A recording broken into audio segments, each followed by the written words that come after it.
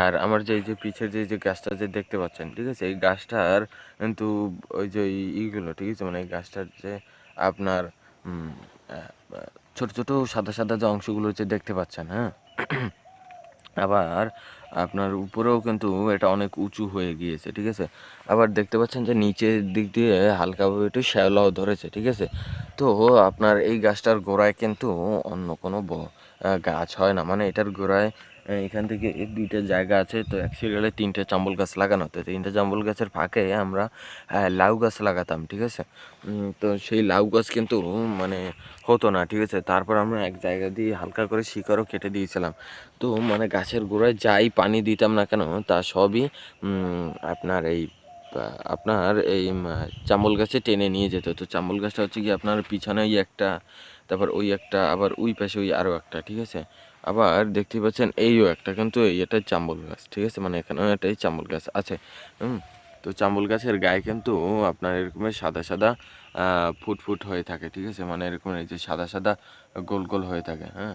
মানে এগুলো একটু দেখতে একটু শ্যাওলার মতন, ঠিক আছে? দেখতেও কিন্তু খুব সুন্দর লাগে এটা।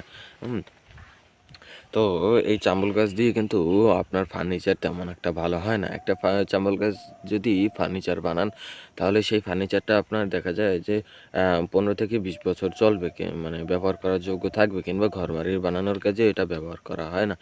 এই গাছটা শুধু একমাত্র আপনার জ্বালানির কাজে ব্যবহার করা হয়। আর হচ্ছে গিয়ে আপনার যদি অনেক মোটা হয়, ঠিক আছে? এইটার প্রায় ৭-৮ গুণ যদি বড় হয়, তাহলে দেখা যায় যে একটু সারি হয়। তবুও সেটা একটা বেশি ফার্নিচার কাজে ব্যবহার করা হয় না। সেটি খুবই ফার্নিচারের কাজে ব্যবহার করা হয়। কিন্তু এর চেয়ে এইসব কিংবা এর চেয়ে মোটাও যদি গাছ থাকে জাম্বুল গাছ, তো সেই জাম্বুল গাছগুলো কিন্তু আপনার জ্বালানির কাজে ব্যবহার করা যায় না।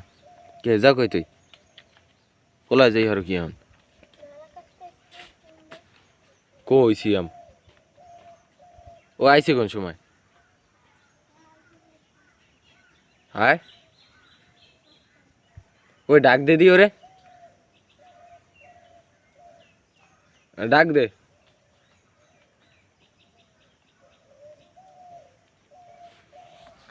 তো আপনার চাম্বল গাছ দিয়ে কিন্তু তেমন একটা কোনো ফার্নিচার হয় না, ঠিক আছে? তো চাম্বল গাছ দিয়ে যদি আপনার ফার্নিচার বানাতে হয়, তাহলে কিন্তু আপনার একটু খোলামেলা জায়গার দরকার হবে, ঠিক আছে? মানে খোলামেলা জায়গা না, আপনার চাম্বল গাছ কিন্তু সারি হতে হবে, মানে অনেক প্রচুর পরিমাণ সারি। মানে একটা চাম্বল গাছের বয়স প্রায় ৫০ থেকে ৬০ বছর হতে হবে, না হলে কিন্তু একটা চাম্বল গাছ দিয়ে আপনি ফার্নিচার বানাতে পারবেন না।